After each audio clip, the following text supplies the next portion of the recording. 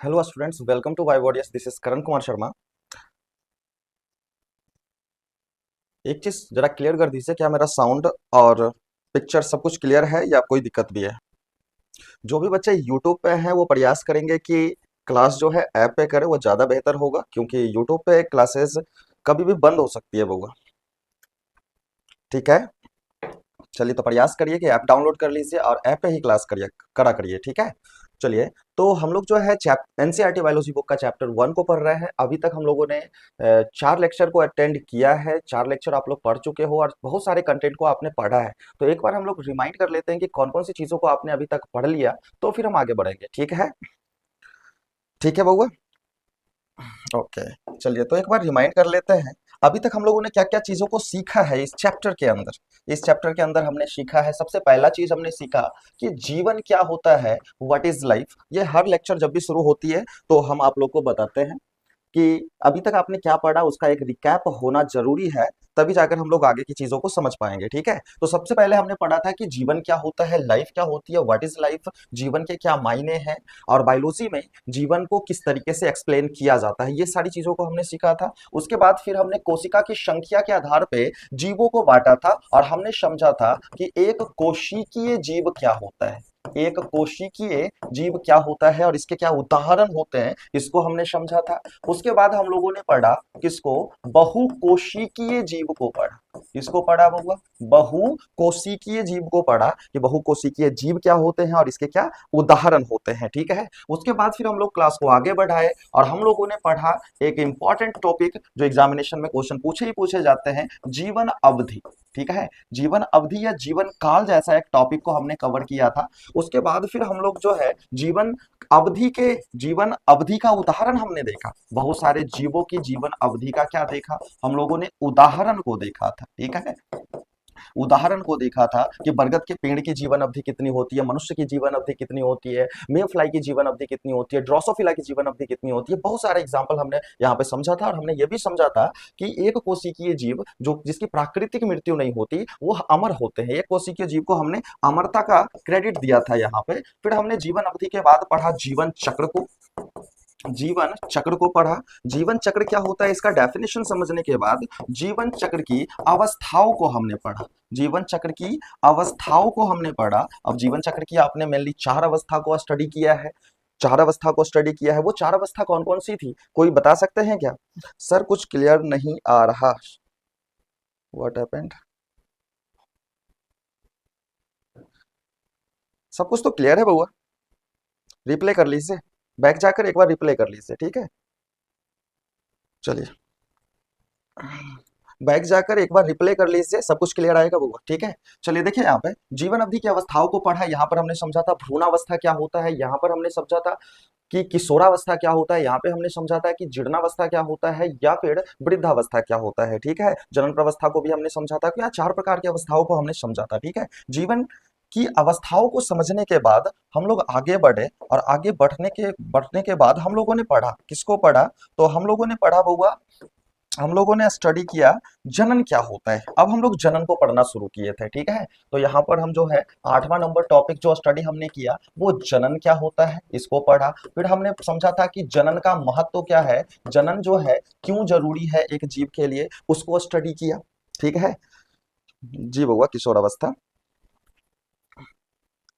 Resolution थोड़ा सा बढ़ा लीजिएगा अगर दिक्कत हो तो। ठीक है, उसके बाद फिर क्या है, जनन की महत्व को समझने के बाद हमने समझा था जनन के प्रकार को, कि जीवों में कितने प्रकार का जनन देखने को मिलता है। तो यहाँ पर हमने सीखा था कि सर जी, एक तो अलैंगिक जनन होता है, एक तो अलैंगिक जनन होता है जिसे हम लोग एकल जनकीय जनन भी कहते हैं, एकल जनकीय जनन भी कहते हैं। ये चीज हमने सीखा था जिसमें एक जनक भाग लेते हैं। फिर जो है यहाँ पर अलैंगिक जनन और हमने लैंगिक जनन की भी चर्चा की, लेकिन डिटेल में नहीं किया हमने, क्योंकि अलैंगिक जनन जब तक कंप्लीट नहीं होता है तब तक लैंगिक जनन की बात नहीं करेंगे। लैंगिक जनन की भी चर्चा की। लैंगिक जनन में हमने पढ़ा था कि ये जो है द्विजनकीय जनन होता है, द्विजनकीय जनन होता है। ठीक है, उसके बाद हम लोग जो है अलैंगिक जनन की विधि पर आ गए थे कि अलैंगिक जनन की विधि क्या होती है, अलैंगिक जनन की विधियों को हम लोग पढ़ना शुरू किए थे। अलैंगिक जनन की विधियां क्या क्या होती है, तो यहाँ पर हम लोगों ने पढ़ना शुरू किया सबसे पहले विखंडन को। सबसे पहले हमने पढ़ा किसको, विखंडन को, जिसको हमने क्या कहा, फिजन कहा। यहाँ पर हमने देखा था कि द्विविखंडन होता है और बहुविखंडन होते हैं। क्या इतनी चीजें क्लियर है? रजनी कुमारी सर कुछ क्लियर नहीं आ रहा, आप एक बार जरा सा बैक जाकर रिप्ले कर लीजिए बउआ, क्लियर आ जाएगी। ठीक है, नेक्स्ट जो है विखंडन के बाद हम लोग जो है समझे थे मुकुलन, मुकुलन विधि, जिसको हम लोगों ने बडिंग कहा था। मुकुलन विधि के जनन द्वारा जनन कैसे होता है इसे समझा था हमने। जब हम लोग मुकुलन समझ लिए थे तब जाकर हम लोग आगे बढ़े, और आगे बढ़कर हम लोगों ने समझना शुरू किया किसे, तो अलैंगिक जनन की अगली विधि को, जिसे हमने नाम दिया था, सॉरी 12 और यहाँ 13 और ये हो जाएगा 14। तो मुकुलन के बाद हम लोगों ने समझना शुरू किया था बीजाणु जनन को, याद होगा आपको, बीजाणु जनन को, स्पोर फॉर्मेशन को समझना शुरू किए थे। स्पोर फॉर्मेशन को समझने के बाद हम लोगों ने समझना शुरू किया था किस चीज को, तो नेक्स्ट जो अलैंगिक जनन की विधि थी उसको समझा था, जिसे हमने पुनर्जनन के नाम से पढ़ा था। किसके नाम से, पुनर्जनन, या फिर क्या बोलते हैं इसको, रीजेनरेशन बोलते हैं। रीजेनरेशन को पढ़ना शुरू किया। ठीक है, रीजेनरेशन कंप्लीट किया हमने। रीजेनरेशन के बाद आपका 16वां टॉपिक हो जाता है इस चैप्टर का, और वो हो जाएगा कौन सा, विखंडी जनन। क्या हो जाएगा वो, विखंडी जनन हो जाएगा, जिसे हम कहेंगे फ्रेगमेंटेशन, फ्रेगमेंटेशन। ठीक है, और फ्रेगमेंटेशन के बाद हम लोग पढ़ेंगे किसको, कायिक प्रवर्धन को, कायिक प्रवर्धन को पढ़ेंगे, जिसे हम लोग कहेंगे क्या, vegetative, vegetative propagation, vegetative propagation, vegetative propagation. तो अभी तक हम लोगों ने इतने टॉपिक को कवर कर लिया। देखो हम फिर से टिक कर देते हैं। सबसे पहले हमने कवर किसको किया, सबसे पहले हमने कवर किया जीवन क्या होता है, इसे कवर किया। एक कोशिकीय जीव क्या होता है, इसे कवर किया। एक मिनट बउआ, एक कोशिकीय जीव क्या होता है, इसे कवर किया। बहुकोशिकीय जीव क्या होता है, इसे कवर किया। जीवन अवधि क्या होता है, इसे कवर किया। इसके बाद जीवन अवधि का उदाहरण को हमने कवर किया।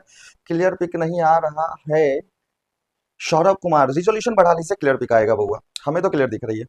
नेक्स्ट, जीवन चक्र क्या होता है इसे समझा, जीवन चक्र की अवस्थाओं को समझा, जनन को समझ लिया, जनन का महत्व समझ लिया, जनन के प्रकार समझ लिया, लैंगिक जनन क्या होता है इसे समझ लिया, लैंगिक जनन क्या होता है शॉर्ट में हमने इसका डेफिनेशन अभी तक समझा है, अलैंगिक जनन की कितनी विधियां होती है इसे समझा है हमने। हमने विखंडन विधि को पढ़ा, मुकुलन विधि को पढ़ा, इसके अलावा हम लोग जो है बीजाणु जनन विधि को कवर कर लिए हैं, पुनर्जनन विधि को कवर कर लिए हैं, और आज के क्लास में हम लोग जो कवर करेंगे वो कवर करेंगे दो टॉपिक को, विखंडी जनन और फिर कायिक प्रवर्धन। क्या इतनी चीजें रिमाइंड हो गई, क्या इतनी चीजें रिमाइंड हो गई तो आगे बढ़े, क्या इतनी चीजें रिमाइंड हो गई तो आगे बढ़े।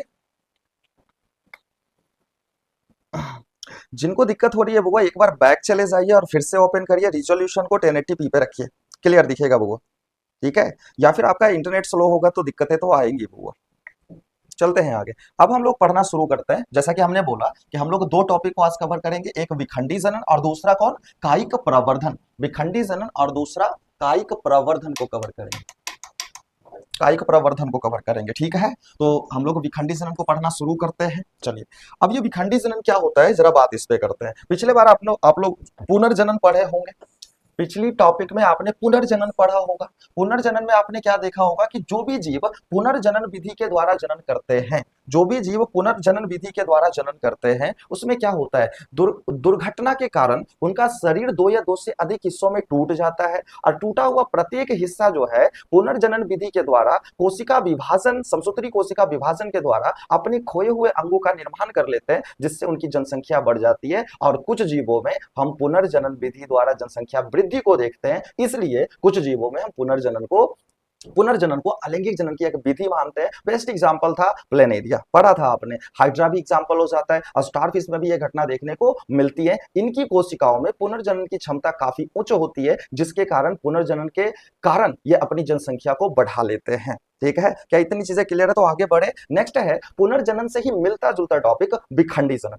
नेक्स्ट है पुनर्जनन से मिलता जुलता टॉपिक विखंडी जनन, जिसे हम लोग नॉर्मली खंडन भी कह लेते हैं, खंडन विधि कह लो या विखंडी जनन विधि कह लो, और कभी कभी तो विखंडन भी लिख देते हैं। लेकिन इंग्लिश वाले टर्म पे आपको ध्यान रखना है, हमेशा और हमेशा अगर विखंडी जनन, खंडन या फिर विखंडन लिखा हो तो इंग्लिश वाला टर्म जरूर देखिए, वहां पर फिजन लिखा हुआ है या फ्रेगमेंटेशन लिखा हुआ है। फ्रेगमेंटेशन लिखा हुआ है तो आपको विखंडी जनन को एक्सप्लेन करना है, अगर फिजन लिखा हुआ है तो आपको विखंडन को एक्सप्लेन करना है, द्विविखंडन बहुविखंडन को एक्सप्लेन करना है, तो इंग्लिश वाला टर्म को जानना बहुत जरूरी है बउआ। ठीक है, चलते हैं। अब देखिए यहाँ पर क्या है, अगर विखंडन विखंडी जनन विधि हो या खंडन विधि हो, कोई भी विधि हो, ठीक है, ये सामान्यतः आपको जो है सरल तंतुमय बहुकोशिकीय जीवों में देखने को मिलता है, शैवालों में देखने को मिलता है। ठीक है, इसमें क्या होता है कि प्राकृतिक रूप से शरीर शरीर जो है वो प्राकृतिक रूप से दो या दो से अधिक खंडों में टूट जाता है। अब देखो, पिछली बार पुनर्जनन आपने पढ़ा था, उसमें क्या देखा था कि शरीर जो है दुर्घटना में टूटा था।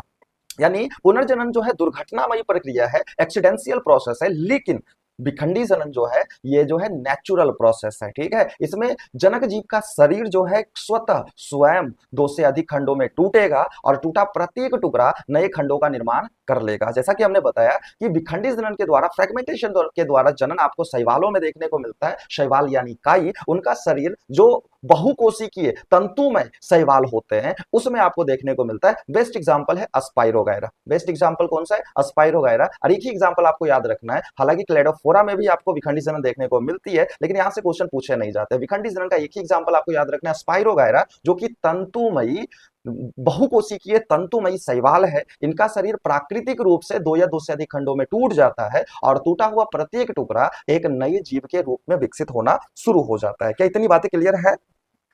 क्या इतनी बातें क्लियर है? तो हम आगे स्टेटमेंट पे ध्यान दें, जरा ध्यान से देखिए यहाँ पर, जैसा स्टेटमेंट को ध्यान से देखिए। क्या बोला कि खंडन, जिसे हमने विखंडी जनन बोला है, ठीक है, विखंडी जनन अलैंगिक जनन की वह विधि है जिसमें जनक का जो शरीर है वो टूटकर खंडों में बट जाता है और प्रत्येक खंड जो है अनुकूल परिस्थिति आने पर विकसित होकर नया जीव का क्या कर लेता है? निर्माण कर लेता है। और बेस्ट एग्जाम्पल क्या होगा? अस्पाइरोगायरा। यहां पर ध्यान रखना है, जनक जीव का जो शरीर है ये प्राकृतिक रूप से टूटता है। ठीक है, प्राकृतिक रूप से टूटकर खंडों में बट जाता है। ठीक है, प्राकृतिक रूप से टूटता है क्योंकि ये नेचुरल प्रोसेस है, ये एक्सीडेंशियल प्रोसेस नहीं है। ठीक है, रीजनरेशन एक्सीडेंशियल प्रोसेस है, लेकिन फ्रेगमेंटेशन जो है नेचुरल प्रोसेस है। देखते हैं आगे। देखो यहां पर आपको शैवाल दिख रहा होगा, ये जो पिक्चर आप देख रहे हो ये किसका पिक्चर देख रहे हो? शैवाल। शैवाल किसको कहते हैं? तो बेसिकली काई को शैवाल कहते हैं वो।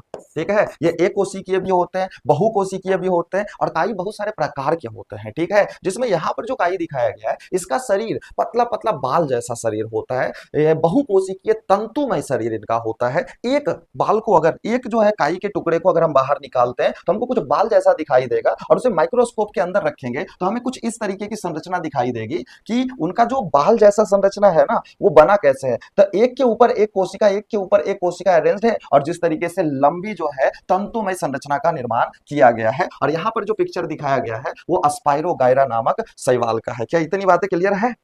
जो बच्चे ज्वाइन नहीं हुए उनको शेयर कर दीजिए बउआ, जो बच्चे ज्वाइन नहीं हुए हैं उनको शेयर कर दीजिए।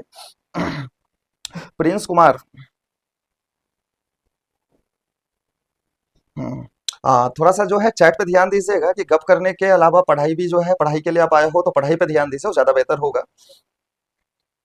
ठीक है, लड़ाई झगड़ा नहीं करना है वो, चैट में लड़ाई झगड़ा नहीं करना है, नहीं तो हम ब्लॉक करवा देंगे। लड़ाई झगड़ा नहीं करना है, सहूलियत से पढ़िए और सहूलियत से कर जाइए। ठीक है, देखिए यहाँ पे अस्पाइरोगायरा शैवाल है, काई है। ठीक है, अब इसका एक शरीर हमने निकाला, हमने देखा कि ये एक कोशिका, काफी जूम करके हमने देखा इसके शरीर का एक कोशिका है, इसी के जैसा इसके ऊपर कोशिका, फिर इसके ऊपर कोशिका, इसके नीचे भी कोशिका, और इस तरीके से ये लंबी तंतुमय बाल जैसी संरचना का क्या कर लिया? निर्माण कर लिया। ठीक है, क्योंकि शैवाल जो है सूक्ष्म पादप होते हैं तो इसके पास ये हरे भरे होंगे और ये भी प्रकाश संश्लेषण की क्षमता रखते हैं। हरे भरे हैं मतलब प्रकाश संश्लेषण की क्षमता रखते हैं। ठीक है, सिंपल सी बात है। अब आप लोग ऐसा देखे होंगे, आप लोग ऐसा देखे होंगे कि जो भी जलीय जंतु हो या जलीय पादप हो उनके शरीर के ऊपर चिकनाई होती है। आप लोग मछली पकड़ने जाते हो, आप लोग देखते हो जब पकड़ते हो मछली तो काफी स्लीपरी होता है, काफी चिकनाहट होता है। क्यों? क्योंकि उनके शरीर के ऊपर जो भी जलीय जंतु और पादप होते हैं ना, उनके शरीर के ऊपर म्यूसिलेस या फिर मोम की परत पाई जाती है, जिसकी वजह से कभी काई के ऊपर पैर रख के आपने देखा होगा, काफी स्लीपरी, काफी चिकनाहट महसूस होती है। कारण क्या है? क्योंकि इनके शरीर के ऊपर क्या होता है? इनके शरीर के ऊपर म्यूसिलेस की परत होती है, इसके शरीर के ऊपर जो है मोम की परत देखने को मिलती है। क्या इतनी बातें क्लियर है? स्पाइरोगायरा क्लियर है? अंकित कुमार, ठीक है बउआ। चलिए देखिए यहाँ पे, तो यहाँ पर क्या देखने को मिल रहा है कि इनका एक कोशिका है। इस कोशिका में क्या क्या चीजें हैं, ठीक है, चूंकि ये पादप कोशिका है तो आपको रसधानी देखने को मिलेगा, आपको जो है पेरिनोइड जिसे हम लोग जो माइटोकॉन्ड्रिया माइटोकॉन्ड्रिया देखने को मिलेगा, हरित लवक देखने को मिलेगा, केंद्रक अंदर में देखने को मिलेगा, ठीक है। इसके अलावा साइटोप्लाज्म देखने को मिलेगा, कोशिका द्रव तंतु बोलते हैं, फिर कोशिका द्रव देखने को मिलेगा, फिर कोशिका झिल्ली देखने को मिलेगी और बाहर में कोशिका भित्ति होगी। ये पौधे की विशेषता, ये चीज आपको पता है कि पौधे की कोशिका के बाहर में दो परतें होती है, सबसे बाहर कोशिका भित्ति और उसके अंदर में कोशिका झिल्ली। और जो जंतु जो जलीय जंतु है या पादप है, उसके ऊपर मोम की या म्यूसिलेस की क्या मिलेगी, परत देखने को मिलेगा, ठीक है। इसी कारण से ये चिकनाई महसूस होता है। अब देखो यहाँ पर एक तंतु, छोटा सा तंतु लिया गया है, यानी ये जो स्पाइरोगायरा है इसके शरीर का एक छोटा सा टुकड़ा लिया गया और दिखाया गया कि क्या दिखाया गया कि सर जी इसका शरीर क्या हुआ है, तीन खंडों में टूट गया। ये खंड फर्स्ट है, ये खंड सेकंड है और ये खंड क्या है, थर्ड है, ठीक है। ये एक स्पाइरोगायरा का शरीर है, तीन खंडों में प्राकृतिक रूप से टूटा, कोई इसको तोड़ने नहीं गया, ये स्वयं टूटा, प्राकृतिक रूप से टूटा और हर खंड बढ़ना शुरू किया, हर खंड वृद्धि करना शुरू किया और इस तरीके से एक, दो और तीन नए स्पाइरोगायरा का निर्माण हो गया, तीन नई संतति का क्या हो गया, निर्माण हो गया। क्या इतनी बातें क्लियर समझ में आ गई? क्या इतनी बातें क्लियर समझ में आ गई? ठीक है। यदि कोई रेशेदार बहुकोशिकीय तंतुमय संरचना वाला शैवाल है तो उसमें आपको विखंडी जनन देखने को मिलेगा। उसका शरीर जो है प्राकृतिक रूप से, उसका शरीर प्राकृतिक रूप से, मणिकांत कुमार घर में यहाँ होगा, घर में ही हो आप, ठीक है, वो आदत हो गई ना ऑफलाइन क्लास वाली। चलिए, तो प्राकृतिक रूप से क्या होगा, दो या दो से अधिक खंडों में टूट जाएगा और हर खंड जो है वृद्धि करके नए जीव का निर्माण कर लेगा। ये था आपका विखंडन, ठीक है, ये था आपका विखंडी जनन। और एग्जाम्पल क्या है, स्पाइरोगायरा। क्या ये टॉपिक क्लियर है या कहीं से कोई दिक्कत भी है? ये टॉपिक क्लियर है या कहीं से कोई दिक्कत भी है? अगर दिक्कत है तो नीचे बता दीजिए, कमेंट में बता दीजिए, दिक्कत है तो नीचे कमेंट में बता दीजिए, ठीक है। और जो बच्चे ज्वाइन नहीं हुए उनको जरा शेयर कर दीजिए ताकि वो ज्वाइन होकर वो भी पढ़ाई लिखाई कर ले, ठीक है बउआ। चलते हैं आगे। अब यहाँ यहाँ पर क्या होता है कि हम लोगों ने अलैंगिक जनन की 5 विधि को कवर कर लिया। विखंडन कवर कर लिया, हम लोगों ने मुकुलन कवर कर लिया, ठीक है, विखंडन कवर कर लिया, हम लोगों ने मुकुलन कवर कर लिया, हम लोगों ने पुनर्जनन कवर कर लिया, हम लोगों ने विषाणु जनन कवर कर लिया, हम लोगों ने विखंडी जनन कवर कर लिया। अब आखिरी टॉपिक बचता है, आखिरी विधि बचती है अलैंगिक जनन की, और वो है कायिक प्रवर्धन। ध्यान रखना है, कायिक प्रवर्धन सिर्फ और सिर्फ जो है, कायिक प्रवर्धन सिर्फ और सिर्फ पादपों में देखने को मिलेगा। तो नेक्स्ट टॉपिक होगा आपका कायिक प्रवर्धन। नेक्स्ट टॉपिक होगा आपका कायिक प्रवर्धन। शीलू कुमारी, क्या आप लेट से क्लास ज्वाइन किए? सीलू कुमारी, क्या आप लेट से क्लास ज्वाइन किए हो? क्या आप लेट से क्लास ज्वाइन किए हो? आप अपना रिजोल्यूशन बढ़ा लीजिए, मेरा तो सब कुछ सही है बबुआ। प्रिंस कुमार, लेट से ज्वाइन किया, कोई बात नहीं है, क्लास खत्म होने के बाद एक बार रिपीट देख लीजिएगा, ठीक है। चलते हैं, नेक्स्ट है कायिक प्रवर्धन क्या होता है, ठीक है, यानी वेजिटेटिव प्रोपेगेशन क्या चीज होती है, इसको समझते हैं। ये अलैंगिक जनन की आखिरी विधि है, छठी विधि है, ठीक है। कायिक प्रवर्धन, देखो बउआ, हमने क्या बोला कि कायिक प्रवर्धन आपको पौधों में देखने को मिलेगा, पादपों में देखने को मिलेगा, ठीक है। अगर कोई पौधा है और वो पौधा बीज से नहीं, बीज को यहाँ इग्नोर करना है, ठीक है, बीज से नहीं, अपने जड़ से, अपने तना से, अपने पत्तियों से नए पौधे का निर्माण करता है। यदि कोई पौधा है वो अपने जड़ से, तना से या पत्तियों से नए पौधे का निर्माण करता है तो जनन की इस विधि को कायिक प्रवर्धन कहते हैं। क्या बात क्लियर है? हमने क्या बोला, कोई पौधा है और वो पौधा क्या कर रहा है कि अपने जड़ का इस्तेमाल कर रहा है या तना का इस्तेमाल कर रहा है या पत्तियों का इस्तेमाल कर रहा है और उससे नए पौधे का निर्माण करवा रहा है, अपने कायिक अंगों से नए पौधे का निर्माण करा रहा है। तो इस घटना को, जनन की इस विधि को हम लोग क्या बोलेंगे, कायिक प्रवर्धन बोलेंगे। जरा देख लेते हैं यहाँ पर, कायिक प्रवर्धन पौधे में पाया जाने वाला अलैंगिक जनन का एक प्रकार है जिसमें बीजों के बिना, यानी यहाँ पर कायिक प्रवर्धन में बीज का इस्तेमाल नहीं होता है, बीजों के बिना पौधे के कायिक अंग यानी शरीर का कोई अंग जैसे जड़, तना, पत्ती से नया पौधा बनता है। जड़, तना, पत्ती से क्या होता है, नया पौधा बनता है। तो कायिक प्रवर्धन में कोई भी पौधा जो है अपने जड़, तना, पत्ती का इस्तेमाल करके नए पौधे का निर्माण करते हैं। क्या ये चीजें क्लियर है? क्या ये चीजें क्लियर है? बताइए बबू।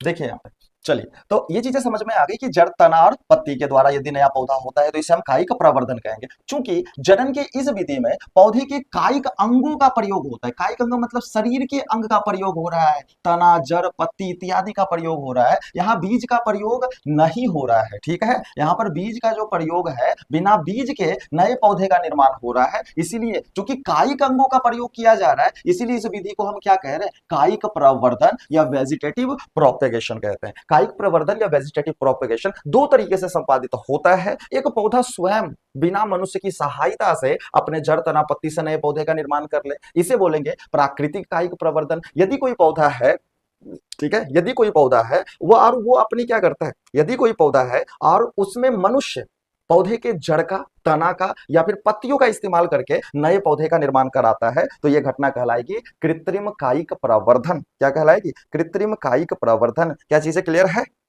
हमने क्या बोला कि अगर कोई पौधा है वो मनुष्य के कह सकते हो कि मनुष्य के बगैर वो अपने जड़, तना, पत्ती का इस्तेमाल करके नए पौधे का निर्माण करे तो प्राकृतिक कायिक प्रवर्धन। और यदि कोई मनुष्य है और वो क्या कर रहा है, यदि कोई मनुष्य है वो पौधे का जड़ ले रहा है, तना ले रहा है, पत्ती ले रहा है और उससे नए पौधे का निर्माण करवा रहा है, तो यह कहलाएगा क्या, कृत्रिम कायिक प्रवर्धन। प्राकृतिक कायिक प्रवर्धन में मनुष्य का योगदान नहीं होता है और कृत्रिम कायिक प्रवर्धन में मनुष्य का योगदान होता है। नीचे पिक्चर देखिए, आपको पिक्चर दिखाई दे रहा होगा, यहाँ दिख रहा होगा कि एक पौधा है, ठीक है, स्ट्रॉबेरी का पौधा है। यहाँ पर स्ट्रॉबेरी का पौधा आपको दिखाई दे रहा है, ठीक है। यहाँ पर ये पौधे ने क्या किया, अपने तना, ये जो हिस्सा है ये तना है, ठीक है, अपने तना से एक नए तने का विकास करवाया और ये तना आगे गया और आगे जाकर नए पौधे का क्या कर लिया, निर्माण कर लिया। तो ये जो नया पौधा उगा है, इस पुराने पौधे के तने से उगा और स्वयं उगा, तो ये किसके एग्जाम्पल हो जाएंगे, ये हो जाएंगे प्राकृतिक कायिक प्रवर्धन का, प्राकृतिक कायिक प्रवर्धन का उदाहरण हो जाएंगे। क्योंकि यहाँ पर मनुष्य ने कोई योगदान नहीं दिया, ये पौधा स्वयं अपने तने का विस्तार किया और वो तना आगे जाकर नए पौधे का निर्माण किया। फिर ये इस साइड भी देख लो, आगे गया है और यहाँ पर नए पौधे का क्या कर लेगा, निर्माण कर लेगा। जहाँ मनुष्य का कोई योगदान नहीं है, ये अपने तने के द्वारा अपना विस्तार कर रहा है, अपनी जनसंख्या बढ़ा रहा है यहाँ पर, तो ये प्राकृतिक कायिक प्रवर्धन का उदाहरण हो जाएगा। कितनी बात क्लियर है? लेकिन इधर वाले पिक्चर में क्या दिखाई दे रहा है आपको, इधर वाले पिक्चर में क्या दिखाई दे रहा है, इधर वाले में आपको दिखाई दे रहा है, करमवीर कुमार, बिना बीज के पौधा कौन सा पेड़ में देखने को मिलती है। आगे पढ़िए ना, आपको सब कुछ एग्जाम्पल के साथ समझ में आ जाएगा बउआ, ठीक है। नेचुरल, तो ये नेचुरल वेजिटेटिव प्रोपेगेशन है। यहाँ पर देखिए, कोई एक मनुष्य है, उसने क्या किया, इस पौधे का सिलेक्शन किया, तो ये पौधा है, इस पौधे के एक तना को काट लिया, ठीक है, तो ये कटा हुआ तना है, कटा हुआ क्या है, तना है। यहाँ पर मनुष्य का योगदान है, वो क्या कर रहा है, मनुष्य पौधे के पास गया, पौधे के एक तना को काट लिया और फिर इस तना को दूसरे गमले में जाकर क्या कर दिया, बो दिया, इस तना को दूसरे गमले में जाकर बो दिया। यहाँ पर क्या देखने को मिला, यहाँ पर देखने को मिला कि ये तना से नया पौधा का निर्माण हो गया, इस तना से नए पौधे का क्या हो गया, निर्माण हो गया। लेकिन यहाँ पर मनुष्य का योगदान रहा, मनुष्य ने सहायता किया, मनुष्य ने पौधे के तना का इस्तेमाल से नए पौधे का निर्माण किया, तो ये कहलाएगा कृत्रिम कायिक प्रवर्धन। क्या दोनों में अंतर क्लियर है? क्या दोनों में अंतर क्लियर है? क्या दोनों में अंतर क्लियर है? रंजेश, जो भी नाम है आपका, रंजेश, ठीक है। और भी बच्चे हैं, कमेंट करके बता दीजिए क्या इतनी चीजें क्लियर है, आपको समझ में आ गई कायिक प्रवर्धन का डेफिनेशन क्या होगा, आपको समझ में आ गई कायिक प्रवर्धन कितने प्रकार के होते हैं? बिल्कुल सही है। चांदनी कुमारी, आशीष कुमार, शिवराज कुमार, बहुत सारे बच्चे जुड़े हुए हैं, बहुत बढ़िया हुआ।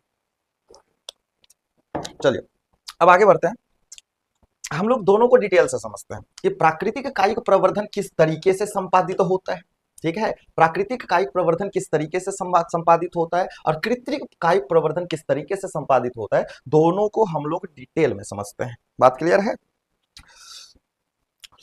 आशीष कुमार दोनों में अंतर बोल रहा है। देखिए बुआ, एक में क्या है, मनुष्य का कोई योगदान नहीं होगा, दूसरे में मनुष्य का योगदान होगा। यदि मनुष्य, बिना मनुष्य के योगदान का कोई पौधा अपने जड़, तना, पत्ती का इस्तेमाल करके नए पौधे का निर्माण कर रहा है, प्राकृतिक कायिक प्रवर्धन। यदि मनुष्य जो है पौधे के पास जाता है, पौधे का जड़, तना, पत्ती को लेता है, उसको बो करके उससे नया पौधा निर्माण करवाता है, तो यह क्या कहलाएगा, कृत्रिम कायिक प्रवर्धन। ओवरऑल कंक्लूजन है, एक में मनुष्य का योगदान नहीं होगा, दूसरे में मनुष्य का योगदान होगा। क्या आप क्लियर है? आयुष कुमार बहुत बढ़िया होगा, सोहन कुमार बहुत बढ़िया, धर्मवीर कुमार बहुत बढ़िया। ठीक है होगा, आगे बढ़ते हैं। ठीक है होगा, आगे बढ़ते हैं। तो अब हम लोग समझेंगे पहले वाले टॉपिक को, प्राकृतिक कायिक प्रवर्धन को। हम लोग समझेंगे पहले वाले टॉपिक को, प्राकृतिक कायिक प्रवर्धन को। ओके। अब ये प्राकृतिक कायिक प्रवर्धन क्या होगा, चलिए कि डेफिनेशन, हालांकि हमने चीजों को समझा दिया तो यहाँ पर हम डेफिनेशन देख लेते हैं। हमने बोला क्या कि सर जी यहाँ मनुष्य का योगदान नहीं लेना है, ठीक है, यहाँ मनुष्य का कोई योगदान होता भी नहीं है। पौधा स्वयं क्या करता है, देखो, जब पौधे के जड़, हम लोग किसको पढ़ रहे हैं, प्राकृतिक कायिक प्रवर्धन क्या है।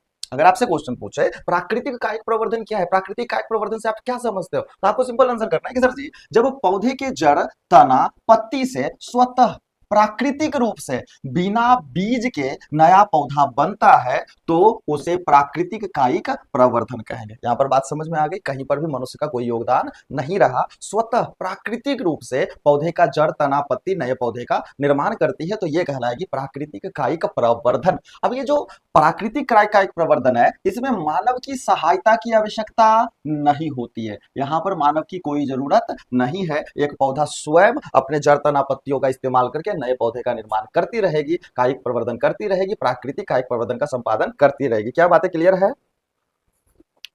क्या बातें क्लियर है? चलिए अब यहां पर जरा सा बात को समझते हैं। यहाँ पर जरा सा बात को समझते हैं। देखिए यहाँ पे सामान्यतः यदि कोई पौधा कायिक, प्राकृतिक कायिक प्रवर्धन करना चाहे तो किन किन कायिक भागों का इस्तेमाल करती है, पत्तियों का इस्तेमाल करती है। कुछ पौधे ऐसे होते हैं जो प्राकृतिक कायिक प्रवर्धन के लिए अपने पत्तियों का इस्तेमाल करते हैं, वहीं कुछ पौधे ऐसे होते हैं जो प्राकृतिक कायिक प्रवर्धन के लिए अपने तना का इस्तेमाल करते हैं, वहीं कुछ पौधे ऐसे होते हैं जो प्राकृतिक कायिक प्रवर्धन के लिए अपने जड़ का इस्तेमाल करते हैं। क्या इतनी बातें क्लियर है? हम Ashish Kumar, by leaves, by stem, by roots, बहुत बढ़िया बउआ। पूजा यादव बहुत बढ़िया, बहुत बढ़िया। ठीक है, तो कुछ पौधे जो है प्राकृतिक कायिक प्रवर्धन के लिए पत्तियों का, कुछ पौधे जो है तनाओं का, और कुछ पौधे अपने जड़ का यानी जड़ों का इस्तेमाल करती है। जैसे नीचे अगर हम एग्जांपल के थ्रू समझे कि वो कौन सा पौधा है जो पत्तियों के द्वारा कायिक प्रवर्धन करती है, ठीक है, वह कौन सा पौधा है जो पत्तियों के द्वारा कायिक प्रवर्धन जो है करती है। तो यहाँ पर एक पौधा आपको दिखाई दे रहा होगा, ये पौधा है पत्थर चट्टा का। कौन सा पौधा है ये? इसको बोलते हैं पत्थर चट्टा बोलते हैं, या फिर इसको ब्रायोफिलम बोलते हैं। पत्थर चट्टा या फिर क्या बोलते हैं, ब्रायोफिलम। ये जो पौधा है अपने पत्ती के द्वारा कायिक प्रवर्धन करता है, प्राकृतिक रूप से कायिक प्रवर्धन करता है। ठीक है, यहां पर आपको दिख रहा है आलू। नेक्स्ट एग्जांपल आपको क्या दिख रहा है, आलू दिख रहा है। ठीक है, आलू में प्राकृतिक कायिक प्रवर्धन तना के द्वारा होता है। ये जो ट्यूबर है ना जिसे हम खाते हैं वो रूपांतरित तना है, और तना से नया पौधा निकल रहा है, यानी इसमें तना के द्वारा प्राकृतिक कायिक प्रवर्धन होता है। वही यहाँ पर शकरकंद को दिखाया गया, वही यहाँ पर किसको दिखाया गया, शकरकंद को दिखाया गया, स्वीट पोटैटो को दिखाया गया है। और इसमें भी आप देख रहे हो कि ये जो है ना जड़ है, शकरकंद का जो भाग हम खाते हैं वो क्या होता है, रूपांतरित जड़ होता है, रूपांतरित जड़ होता है। सौरभ कुमार विगोनिया, आगे बात करते हैं वो। ठीक है, देखिए यहाँ पे तो पत्थर चट्टा में कायिक प्रवर्धन जो हो रही है किसके द्वारा, पत्तियों के द्वारा, यानी पत्तियों में कलिका के द्वारा। आलू में कायिक प्रवर्धन किसके द्वारा हो रहा है, तना के द्वारा। शकरकंद में कायिक प्रवर्धन किसके द्वारा हो रहा है, जड़ के द्वारा। क्या इतनी बातें क्लियर है? कि कुछ पौधे कायिक प्रवर्धन के लिए अपने पत्तियों का इस्तेमाल करते हैं जैसे पत्थर चट्टा, कुछ पौधे प्राकृतिक कायिक प्रवर्धन के लिए तना का इस्तेमाल करते हैं जैसे आलू, और कुछ पौधे प्राकृतिक कायिक प्रवर्धन के लिए जड़ का इस्तेमाल करते हैं जैसे शकरकंद। क्या इतनी बातें क्लियर है? क्या इतनी बातें क्लियर है? तो आगे बढ़े। क्या इतनी बातें क्लियर है? तो आगे बढ़े। चलिए, तो नेक्स्ट टॉपिक अब हम लोग रिसीव करते हैं यहां से। ठीक है, सवाल ये उठता है कि सर जी वो कौन से पौधे हैं जो प्राकृतिक कायिक प्रवर्धन के लिए अपने पत्तियों का इस्तेमाल करते हैं। हालांकि एग्जांपल हम तो यहां लिखा दिए, लेकिन अगर 2 नंबर में क्वेश्चन आपके बोर्ड में आता है कि सर जी अब पत्तियों के द्वारा कायिक प्रवर्धन की क्या करिए, व्याख्या करिए। पत्तियों के द्वारा कायिक प्रवर्धन की व्याख्या करना है, कुछ इस तरीके का क्वेश्चन है, तो उसे आप कैसे डील कर पाओगे? कुछ इस तरीके का क्वेश्चन है तो उसे कैसे डील कर पाओगे? ठीक है, तो उसको डील करने के लिए यहां पर आपको जो है दिख रहा है स्लाइड। अब देखिए क्या है क्वेश्चन आपके सामने, पत्तियों द्वारा कायिक प्रवर्धन की क्या करनी है, व्याख्या करनी है। तो कुछ पौधे ऐसे होते हैं, हम बार बार कह रहे हैं, कुछ पौधे जड़ का, कुछ पौधे तना का, कुछ पौधे पत्ती का इस्तेमाल करते हैं, कुछ पौधे विशेष संरचना भी बनाते हैं, हम आगे पढ़ेंगे। ठीक है, अब देखिए यहाँ पर कुछ पौधे की जो पत्ती होती है, कुछ पौधे की जो पत्तियां होती है उसके किनारों पर अंकुरणीय कलिकाएं विकसित हो जाती है। जैसे कि आप पत्थर चट्टा में देख रहे हो, इसके जो किनारे है, किनारे पर आप देख रहे हो, ये पत्थर चट्टा का फोटो है। पत्थर चट्टा का एक जो है हम पत्ती को नजदीक से देखें तो इस पर आप क्या देख रहे हो कि बहुत सारी छोटी छोटी पत्ती के किनारे पर क्या देखने को मिल रहा है, कलिकाएं देखने को मिल रही है। क्या देखने को मिल रहा है, कलिकाएं देखने को मिल रही है। ठीक है, अब ये जो कलिका है क्या होता है, कलिकाएं पाई जाती है, ये कलिकाएं अनुकूल परिस्थिति आती है जैसे नमी, ताप और मिट्टी के संपर्क में आए, ये विकसित होकर छोटे छोटे पौधे क्या करते हैं, बना लेते हैं और छोटे छोटे पौधे का निर्माण कर लेते हैं। अब जब ये पौधे जमीन पर गिरते हैं, जब ये पौधे जमीन पर गिरते हैं तो जड़ बनाकर स्वतंत्र नया पौधा विकसित कर लेते हैं, जैसा कि आपको जो है ब्रायोफिल्म में देखने को मिल रहा है, पत्थर चट्टा में देखने को मिल रहा है। तो ब्रायोफिल्म का दूसरा नाम क्या है, पत्थर चट्टा, पत्थर चट्टा है वो। ठीक है, पत्थर चट्टा या ब्रायोफिल्म। इसमें क्या होता है, पत्ती के किनारों से नए पौधे निकलते हैं। ठीक है, वही बिगोनिया में पत्ती के आधार से नए पौधे निकलते हैं। बिगोनिया का हालांकि पूछा नहीं जाता है, यहाँ पर एग्जांपल हम डाल दिए हैं। ठीक है, तो पत्थर चट्टा यहाँ दिख रहा है, पत्थर चट्टा का पौधा है, इसको आप गमले में लगाते हो, इंडोर प्लांट है। ठीक है, इसका एक पत्ती को हम जूम करके देखें, इस पर कलिका थी, फिर हम इसको जमीन के संपर्क में लाकर देखे तो हमने देखा कि जो पुराना पत्ती है वो सूखने लगा और इसके ऊपर जो किनारे पर नई नई कलिकाएं थी, उस कलिका में देखो जड़ विकसित होना क्या हो गया, शुरू हो गया। उस कलिका में नीचे क्या हुआ है, जड़ विकसित होना शुरू हो गया। इस तरीके से जड़ विकसित होना शुरू हो गया और ये जो कलिका थी, जो कि किनारे पर कलिकाएं थी, ये कलिकाएं जो है नया पौधा का निर्माण कर लिया, नया पौधा का निर्माण कर लिया। तो ब्रायोफिल्म अपनी जनसंख्या जो बढ़ाता है वो किसके द्वारा बढ़ाता है, पत्तियों के द्वारा। ठीक है, पत्तियों के द्वारा।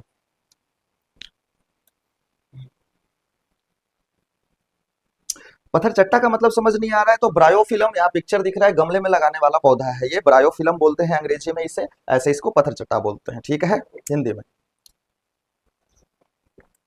इंडोर प्लांट है, डेकोरेटिव प्लांट है। चलिए आगे बढ़ते हैं। तो यहाँ बातें समझ में आ गई होगी कि पत्थरचट्टा का पौधा है, इसका एक पत्तियों के किनारे पर जो है कलिका विकसित होती है। जब पत्ती टूट करके पौधे से अलग होते हैं तो कलिकाएं जो है जमीन के संपर्क में आती है, इस पर नए जड़ निकल आते हैं और कलिका विकसित होकर नया पौधा का निर्माण कर लेता है। और इस तरीके से एक पत्ती में जितने भी कलिकाएं थी, लगभग सभी कलिकाएं जो है नए पौधे का निर्माण कर लेते हैं, नए ब्रायोफिल्म का निर्माण कर लेते हैं। ठीक है, बेस्ट एग्जांपल ब्रायोफिल्म ही है बउआ। हाँ बउआ, आशीष कुमार। क्या इतनी चीजें क्लियर है, इतनी चीजें क्लियर है तो आगे बढ़े, कमेंट करके बताओ क्या इतनी चीजें क्लियर हो गई। पत्तियों के द्वारा कायिक प्रवर्धन पूछा जाएगा, बता दोगे, पत्तियों के द्वारा कायिक प्रवर्धन एग्जाम में पूछा जाएगा, बना दोगे। धर्मराज यादव, हाँ भैया, बहुत बहुत बढ़िया बउआ। ठीक है, शिवराज, सौरभ कुमार, चांदनी कुमारी, बहुत बढ़िया। चलिए क्लियर है सब कुछ, आगे चलते हैं। तो नेक्स्ट अभी हम लोग समझ गए पत्तियों के द्वारा प्राकृतिक कायिक प्रवर्धन कैसे होता है और कौन से पौधे करते हैं। अगले स्लाइड में हम लोग समझेंगे कि तना के द्वारा कायिक प्रवर्धन कैसे होता है। पत्ती को समझने के बाद हम लोग कहाँ आ रहे हैं, तना पे आ रहे हैं। पत्तियों को समझने के बाद हम लोग कौन से टॉपिक पे आएंगे, तना के द्वारा कायिक प्रवर्धन कैसे होता है, हम इसे समझेंगे। ठीक है, तो हमने जैसा कि बताया कि कुछ पौधे पत्तियों का चुनाव करते हैं, पत्थरचट्टा, ब्रायोफिल्म, बिगोनिया जैसे पौधे पत्तियों के द्वारा कायिक प्रवर्धन करते हैं। लेकिन बहुत सारे पौधे ऐसे हैं जो कायिक प्रवर्धन के लिए पत्तियों का नहीं, तना का चुनाव करते हैं। ठीक है, अब वो कौन से पौधे हैं, किस तरीके से होता है, ये सब कुछ सीखेंगे हम लोग। सब क्लियर है, बहुत बढ़िया बहुत। चलते हैं आगे। देखिए आप, तो स्टेम के द्वारा किस तरीके से कायिक प्रवर्धन होता है हम उसकी बात करेंगे। ठीक है, यानी कि तनाव द्वारा कायिक प्रवर्धन की क्या करना है, व्याख्या करना है। ठीक है, अब ये क्वेश्चन जो है शॉर्ट नहीं होता है, ये क्वेश्चन लॉन्ग हो जाती है बुआ। पिछला वाला क्वेश्चन तो शॉर्ट होता है, लेकिन ये वाली क्वेश्चन क्या हो जाती है, लॉन्ग हो जाती है। जरा बात को समझिएगा। देखिए, कुछ पौधे प्राकृतिक कायिक प्रवर्धन हेतु किसका चुनाव करते हैं, तनाव का चुनाव करते हैं, जिसके लिए ये पौधे अपने तनाव में भोजन संचयन कर रूपांतरित हो जाते हैं। ठीक है, किसका संचयन करते हैं, भोजन का संचयन करते हैं और रूपांतरित तना का निर्माण करते हैं या विशिष्ट तना का निर्माण करते हैं। अब जरा यहां पर बात को थोड़ा समझो, तना के द्वारा कायिक प्रवर्धन करते हैं। ठीक है, और तना के द्वारा कायिक प्रवर्धन करने के दौरान कुछ पौधे ऐसे होते हैं जो अपने तना में भोजन इकट्ठा करके रूपांतरित तना बनाते हैं और कुछ पौधे ऐसे होते हैं जो विशिष्ट तना का निर्माण करते हैं। ये दो चीजें ध्यान में रखिएगा। ठीक है, अब जो पौधे की तनाएं होती है, इनको कितने भागों में बांटा गया है, इस चीज को आपको पहले समझना है। ठीक है, पौधे की जो तना होती है, इसको कितने भागों में बांटा गया है, इस चीज को पहले आपको क्या करनी है, समझनी है। ठीक है, तो मान के चलते हैं कि कोई एक पौधा है, कोई भी XYZ कोई भी पौधा है। ठीक है, कोई भी एक पौधा है, चलो हम ऐसे ही सिंपल वाला पौधा बना लेते हैं आपके सामने। इसमें जो है पत्तियां लगी हुई है, इस तरीके से पत्तियां लगी हुई है। ठीक है, तने का कुछ भाग जमीन के अंदर है और फिर इसमें जो है ऐसे करके जड़ निकला हुआ है। क्या इतनी बातें क्लियर है। चलिए, अब देखिए यहाँ पर क्या होगा कि इनके तना पर जरा फोकस करनी है कि तना कितने भागों में बटा होता है। देखो, तो कोई भी पौधा हो, उस पौधे का वह तना जो जमीन के अंदर हो, जमीन के अंदर, हमने क्या बोला, यहाँ पर हमने जो लाइन खींची है वो जमीन है, ठीक है। तो जमीन के अंदर तने का जो भाग होता है उसे हम कहते हैं भूमिगत तना। क्या कहते हैं? भूमिगत तना कहते हैं, या अंडरग्राउंड, अंडरग्राउंड अंडरग्राउंड स्टेम कहते हैं। भूमिगत तना या फिर क्या कहते हैं? अंडरग्राउंड स्टेम कहते हैं, ठीक है। फिर इससे ऊपर चले जाते हैं, फिर इससे ऊपर चले जाते हैं। इससे ऊपर आप क्या देखोगे कि तने का वह भाग जो जमीन के नजदीक है, जमीन के बाहर और जमीन के नजदीक है, इसे भूपृष्ठीय तना कहते हैं। भूपृष्ठीय भूपृष्ठीय तना कहते हैं, या फिर इसे कहते हैं सब एरियल, भूपृष्ठीय तना या फिर सब एरियल स्टेम कहते हैं। क्या इतनी बातें क्लियर है? हमने क्या बोला कि तने का वह भाग जो जमीन के अंदर होगा भूमिगत तना, जो जमीन के बाहर लेकिन जमीन के नजदीक होगा भूपृष्ठीय तना, और जो तने का वह भाग जो हवा में झूम रहा होगा इसे हम कहेंगे वायवीय तना। इसे हम क्या कहेंगे? वायवीय तना बोलेंगे, या फिर इसे एरियल एरियल स्टेम कहेंगे। इतनी बातें क्लियर है? या फिर इसे क्या कहेंगे? एरियल स्टेम कहेंगे। क्या इतनी बातें क्लियर है? एरियल स्टेम कहेंगे। क्या इतनी बातें क्लियर है?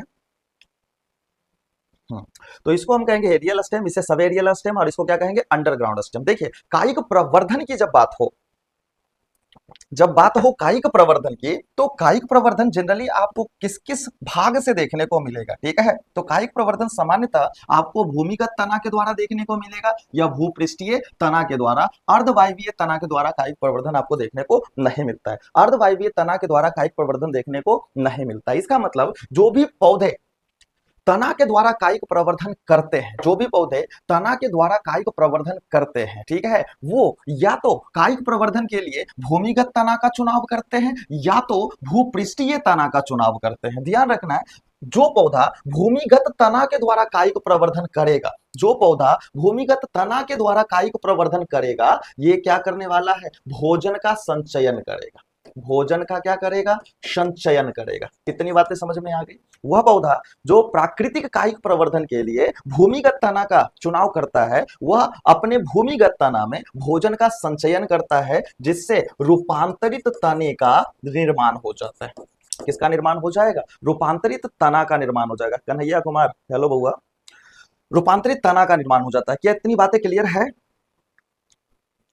हमने क्या बोला कि तने का वह भाग जो भूमि के अंदर है भूमिगत तना होगा, और वह पौधा जो भूमिगत तना के द्वारा कायिक प्रवर्धन करना चाहता है, उसे क्या करना होगा? भूमिगत तना में भोजन इकट्ठा करना होगा। और भोजन किस रूप में इकट्ठा करेगा? मंड के रूप में या स्टार्च के रूप में, क्योंकि पौधे का भोजन ही कौन होता है? मंड या स्टार्च होता है। चीज इतनी बातें क्लियर है? तो भोजन का संचयन करेगा, भोजन का संचयन करने के बाद वो तना फूल जाएगा और रूपांतरित तना का क्या कर लेगा? निर्माण कर लेगा। लेकिन यदि कोई पौधा है वो चाहता है कि हम भूमिगत तना से नहीं, हम जो है भूपृष्ठीय तना के द्वारा कायिक प्रवर्धन करें, तो यहाँ पर भोजन इकट्ठा करने की कोई जरूरत नहीं है, यानी इस जगह पर भोजन का संचयन नहीं होगा। भोजन का संचयन नहीं होगा। क्या बात क्लियर है?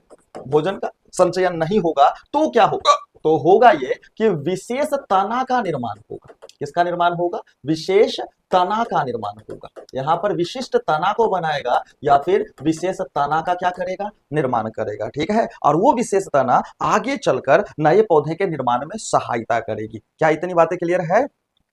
चांदनी कुमारी स्टार्च जी बउआ, चलिए इतनी बातें क्लियर है। अब देखिए, अब दोनों के बीच में फिर से डिफरेंस समझा देते हैं। तने का वह भाग जो जमीन के अंदर है भूमिगत तना कहलाएगा। जो पौधे भूमिगत तना के द्वारा कायिक प्रवर्धन करेंगे, वो भोजन का संचयन करके भूमिगत तना को रूपांतरित तना में कन्वर्ट कर देंगे। जब भोजन का संचयन करेंगे तो भोजन संचयन किस रूप में होगा? मंडिया स्टार्च के रूप में होगा। वहीं अगर कोई पौधा भूपृष्ठीय तना का चुनाव करता है तो यहाँ पर भोजन संचयन की कोई जरूरत नहीं है। यहाँ बस विशेष तना बनेगा, विशिष्ट तना बनेगा, और वो विशिष्ट तना नए पौधे निर्माण में क्या करेगी? सहायता करेगी। तो भूमिगत तना में भोजन का संचयन होगा, लेकिन भूपृष्ठीय तना में भोजन का संचयन नहीं होगा। बात क्लियर है? क्या इतनी बात क्लियर है? तो आगे बढ़ते हैं, ठीक है। अब देखो जरा सा, अब आगे हम ये देखेंगे, जरा सा देख लीजिए। तो इस तरीके से ये हो गया कि पौधे में तनावों के द्वारा यदि कायिक प्रवर्धन की बात की जाए तो या तो भूमिगत तना, जमीन के अंदर वाले तना के द्वारा कायिक प्रवर्धन होगा, या तो भूपृष्ठीय तना के द्वारा कायिक प्रवर्धन होगा। यहाँ पर आप इमेज देख रहे होंगे, यहाँ इमेज है, यहाँ इमेज है, दोनों में अंतर दिखेगी। क्या दिखेगी अंतर? कि ये जो है आलू का पौधा है, किसका है वो? ये आलू का पौधा है। और आलू का पौधा में क्या दिख रहा है कि भूमि के नीचे जो तना है ना, भूमि के नीचे जो तना है ना, उस तना में भोजन इकट्ठा कर लिया और बहुत सारे ऐसे करके गोलाकार गोलाकार संरचना का निर्माण कर लिया। और आपको पता है इसके अंदर क्या होता है? इसके अंदर भरा होता है मंड या फिर स्टार्च भरा होता है। पढ़ा है आपने, ठीक है? मंड या फिर क्या भरा होता है? स्टार्च भरा होता है, स्टार्च भरा होता है, ठीक है? तो आलू में क्या पाया जाता है? स्टार्च, पता है आपको। तो इसने क्या किया, आलू का पौधा भूमिगत तना के द्वारा कायिक प्रवर्धन करती है, और जब भूमिगत तना के द्वारा कायिक प्रवर्धन होगा तो भोजन का संचयन होगा। ये अपने भूमिगत तना में भोजन का संचयन किया, और भोजन का संचयन करके ये रूपांतरित तना का क्या कर लिया? रूपांतरित तना का निर्माण कर लिया। रूपांतरित तना का निर्माण कर लिया। कितनी बातें क्लियर है? लेकिन इसी के जस्ट बगल वाला आप जरा ध्यान से देखेंगे, बगल वाले में आपको क्या दिखाई दे रहा है? इसके बगल वाले में आपको क्या दिखाई दे रहा है कि सर जी यहाँ पर एक पौधा है, ठीक है, और ये पौधा क्या कर रहा है? अपने भूमिगत तना का इस्तेमाल नहीं कर रहा है। वह तना जो जमीन के बाहर है, देखो ये जमीन का है ना बुआ, ये जमीन की सरफेस है, ये जमीन का सरफेस है, ठीक है, ये जमीन का सरफेस है। अब जमीन के बाहर एक विशेष प्रकार के तना का क्या किया गया? निर्माण किया गया। कहा? जमीन के बाहर। देखो जरा सा, कौन सा तना? यहां से जमीन के बाहर एक विशेष तना का निर्माण किया गया। और ये वाली तना शायद नहीं है, हाँ शायद यही है। तो ये वाली तना आगे गई और आगे जाकर के क्या किया? यहाँ पर जमीन के संपर्क में आया और नए पौधे का क्या कर लिया? निर्माण कर लिया। तो यहाँ पर जो नया पौधा उगा है वो इस तने से उगा है। ये विशेष तना है। ये क्या है? विशेष तना है, विशिष्ट तना है, जो किससे बना है? तो जमीन के ऊपर वाले तने यानी भूपृष्ठीय तना से बना है। किससे बना है वो? भूपृष्ठीय तना से बना है। और ये भूपृष्ठीय तना से निर्मित ये जो विशेष तना है, ये नए पौधे का निर्माण कर रहा है, यानी ये तने के द्वारा, भूपृष्ठीय तने के द्वारा कायिक प्रवर्धन कर रहा है। लेकिन इसमें ये जो आलू है, आपको पता है, फिर ये आलू अंकुरित होकर नए पौधे का क्या कर लेती है? निर्माण कर लेती है। तो इसमें जो जो भूमिगत तना है, ये भूमिगत तना में भोजन जमा हुआ है, और भूमिगत तना के द्वारा नए पौधे का क्या होगा? निर्माण होगा। तो भूमिगत तना के द्वारा कायिक प्रवर्धन का यदि एग्जाम्पल पूछे तो बेस्ट एग्जाम्पल कौन हो जाएगा? आलू। और भूपृष्ठीय तना का पूछे तो आप स्ट्रॉबेरी यानी कि रसभरी एग्जाम्पल दे सकते हो, रसभरी, ठीक है। कुछ इस तरह का स्थिति देखने को मिलता है, स्ट्रॉबेरी में स्थिति देखने को मिलती है, ठीक है। तो ये बातें क्लियर समझ में आ गई होगी कि कुछ पौधे भूमिगत यानी भूमि के अंदर वाले तने का इस्तेमाल करते हैं कायिक प्रवर्धन के लिए, और कुछ पौधे ऐसे होते हैं जो भूपृष्ठीय तना का उपयोग करते हैं। वायवीय तना का प्रयोग कायिक प्रवर्धन के लिए नहीं किया जाता है। क्या इतनी बातें क्लियर है? और भूमिगत तना के द्वारा होगा तो भोजन इकट्ठा करना पड़ेगा, और भूपृष्ठीय तना के द्वारा होगा तो भोजन इकट्ठा करने की जरूरत नहीं है, विशेष तना बनाने की जरूरत है जो नए पौधे निर्माण में सहायता करेगी, ठीक है। अब दोनों को बारी बारी से समझते हैं, दोनों को बारी बारी से समझते हैं, ठीक है, दोनों को बारी बारी से समझते हैं। तो सबसे पहले हम लोग समझेंगे किसको? भूमिगत तना के द्वारा कायिक प्रवर्धन। सबसे पहले तो यही था, भूमिगत भूमिगत तनाव द्वारा कायिक प्रवर्धन। भूमिगत तनाव द्वारा कायिक प्रवर्धन को हम लोग समझेंगे, ठीक है। अब देखो, भूमिगत तना के द्वारा जब भी कायिक प्रवर्धन होगा तो क्या होगा? भोजन इकट्ठा करना पड़ेगा। ये बातें क्लियर वे में समझ में आ रही होगी। क्या करना पड़ेगा? भोजन इकट्ठा करना पड़ेगा, ठीक है। यानी तो ऐसे करके आप लिख सकते हो कि कुछ पौधे क्या करते हैं? कुछ पौधे कायिक प्रवर्धन हेतु, कुछ पौधे कायिक प्रवर्धन हेतु, कायिक प्रवर्धन हेतु भूमिगत तना का चुनाव करते हैं। भूमिगत तना का क्या करते हैं? चुनाव करते हैं। भूमिगत तना का चुनाव करते हैं, चुनाव करते हैं। अब क्या होगा? भूमिगत तना का चुनाव करेंगे तो ये अपने भूमिगत तना में भोजन इकट्ठा करना पड़ेगा। ये पौधे अपने भूमिगत तना में, भूमिगत तना में क्या इकट्ठा करते हैं? भोजन का संचयन करते हैं। भोजन का क्या करते हैं? संचयन करते हैं। अब भोजन जब संचित हो जाएगा तो क्या हो जाएगा? रूपांतरित तना का निर्माण हो जाएगा, जिससे जिससे रूपांतरित भूमिगत भूमिगत तनावों का निर्माण हो जाता है, निर्माण हो जाता है। ठीक है, अब क्या होगा, जब भूमिगत रूपांतरित भूमिगत तना का निर्माण हो गया तो जो मुख्य पौधा है वो सूख कर खत्म हो जाता है और रूपांतरित भूमिगत जो तना है वो जमीन के अंदर पड़ा होता है। ठीक है, जब इस रूपांतरित भूमिगत तना को अनुकूल परिस्थिति प्राप्त होती है तो अंकुरित होकर ये नए पौधे का क्या कर लेते हैं, निर्माण कर लेते हैं। ठीक है, तो अनुकूल परिस्थिति आने पर रूपांतरित तना रूपांतरित तना रूपांतरित तना अंकुरित होकर नए पौधे का निर्माण करते हैं। और जब नया पौधा बन ही रहा है, तना से बन रहा है, भूमिगत तना से बन रहा है, तो ऑब्वियस सी बात है इसमें क्या हुआ, भूमिगत तना के द्वारा कायिक प्रवर्धन हुआ। क्या इतनी बातें क्लियर है? क्या इतनी बातें क्लियर है? आगे बढ़े? क्या इतनी बातें क्लियर है तो आगे बढ़े। अब यहाँ पर क्या होने वाला है जरा ध्यान से समझिए। जब भूमिगत तना के द्वारा कायिक प्रवर्धन होता है तो बहुत सारे पौधे कायिक प्रवर्धन करते हैं। ठीक है, और भूमिगत तना में जब भोजन इकट्ठा होता है तो अलग अलग जो है संरचना का निर्माण होता है, उस संरचना का नाम पढ़ेंगे। ठीक है, ये रूपांतरित भूमिगत तना निम्न है। अब कौन कौन से हैं तो आप जरा याद करिए, कौन कौन से हैं। तो आपका हो जाएगा ए नंबर प्रकंद, आपने पढ़ा है प्रकंद जिसे हम क्या कहते हैं, राइजोम कहते हैं। प्रकंद जिसे हम क्या कहते हैं, राइजोम कहते हैं। बी नंबर स्तंभ कंद जिसे हम लोग क्या कहेंगे, स्टेम ट्यूबर कहेंगे।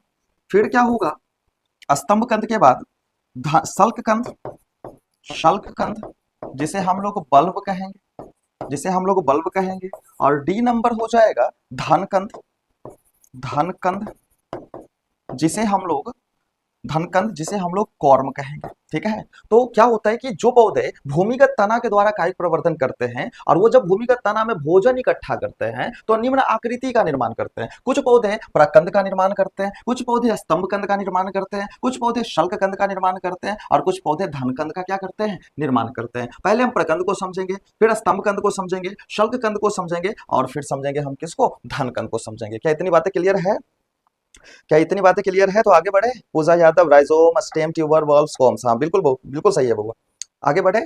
तो सबसे पहले हम लोग किसको समझेंगे, प्रकंद को समझेंगे। ठीक है, तो ए नंबर हम लोग यहाँ पर डाल देते हैं और हम लोग समझेंगे किसको, प्रकंद को, जिसे हम क्या कहते हैं, राइजोम कहते हैं। प्रकंद, अगर हम इसकी एग्जाम्पल की बात करें कि प्रकंद आपको किस किस पौधे में देखने को मिलेगा तो दो एग्जाम्पल हो जाएंगे। आप लोग बताओ प्रकंद का एग्जाम्पल बताओ बउआ, प्रकंद का एग्जाम्पल बताओ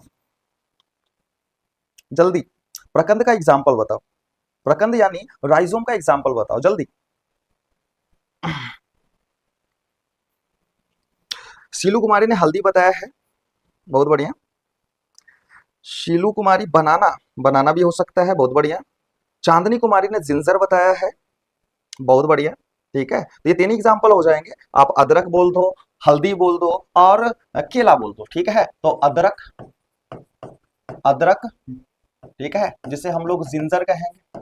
ठीक है, इसी तरीके से आपका हो जाएगा हल्दी यानी टर्मेरिक जिसे कहेंगे। इसी तरीके से केला हो जाएगा, केला यानी बनाना जिसे कहते हैं हम, बनाना कहते हैं। और यहाँ पर कुछ ही एग्जाम्पल इत्यादि कर देते हैं, इतना ही एग्जाम्पल आपके एग्जामिनेशन में पूछे जाएंगे। ठीक है, तो इत्यादि कर देते हैं। अब देखिए यहाँ पर क्या है कि अदरक भूमिगत तना के द्वारा कायिक प्रवर्धन करता है, हल्दी भूमिगत तना के द्वारा कायिक प्रवर्धन करता है, केला भूमिगत तना के द्वारा कायिक प्रवर्धन करता है। और अदरक, हल्दी, केला जब कायिक प्रवर्धन के लिए भूमिगत तना में भोजन इकट्ठा करते हैं तब जो संरचना बनती है, जो रूपांतरित तना बनता है, उसे हम क्या कहते हैं, प्रकंद कहते हैं। तो अगर आपसे पूछे प्रकंद क्या है तो आप कहोगे अदरक हो या हल्दी हो या केला हो, इसका भूमिगत रूपांतरित जो तना होगा उसे हम प्रकंद कहेंगे या राइजोम कहेंगे। चलिए यहां पर एग्जाम्पल हम लेकर चलते हैं, किसका, अदरक का ही एग्जाम्पल ले लेते हैं एग्जाम्पल।